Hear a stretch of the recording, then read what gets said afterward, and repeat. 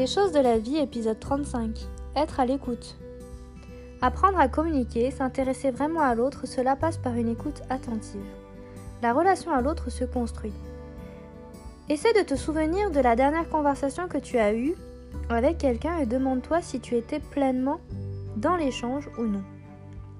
Si tu as été actif, si tu as coupé la parole, si tu as poursuivi les phrases, approfondi le sujet, apporté des éléments nouveaux. Si tu as été observateur, est-ce que tu t'es positionné dans le jugement et la critique? As-tu retenu ce qui a été dit? As-tu simplement entendu ou véritablement écouté? Je vais te donner quelques conseils pour être davantage à l'écoute, que ce soit dans le milieu professionnel ou personnel.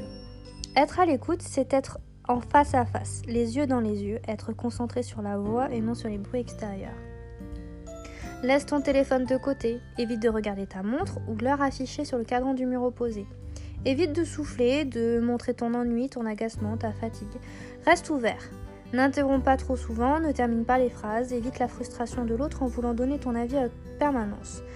Résume les propos de ton interlocuteur et montre que tu as compris, ou alors demande des clarifications s'il y a besoin.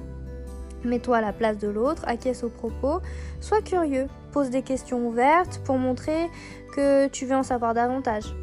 Et si tu te sens vagabonder dans tes pensées, respire, cela te ramènera dans ton corps pour te reconcentrer.